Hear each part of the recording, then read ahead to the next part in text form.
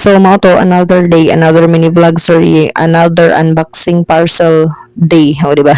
By the way kanang video is ato pa ni mga niaging adlaw gyud pero karon pa nako ni mahigayunan og kaning kuan kanang edit og kaning ma voice over and then ma-upload na lang puti para mausar ang tanan. Napulos na gid parcel na kung kuan ani kay kuan man gyud kaning unsa tawag ani kanang bitong kinahanglan man gid puti para sa kami nga first son. So mao to spotted si kuan ani spotted si Paulo Avellino ug si Kim Cho nga sweet kaayo. Ug giguntingan din yan ang kuan ana ni Paulo yang siwang kay taas ra kaayo. Nagahigayon og unboxing ang inahan nga first son kay ang kami nga first son na steady relax man na siya sa MBB rocker. And timing pud nga nakauli si Joel Singh sumoto siya sa nagbantay diha. By the way kanang parcel is katudining na order nako sa tiki tuko nga kadtong after shots natural soothing gel nga kanang ikon bitaw siya kanang ipahid or ibutang siya sa ininjikan sa gamay nga person inig human og inject kay lagi hapit naman ni siya mag-immunize good karong mga sunod semana na siguro sumuto nakandam ko ani kay manilang pud ba makuhaan gamay ang atong kuan ani kay maglangi ra pagid ni sila basta kuan di ba ma-injikan unsay makarelate dira.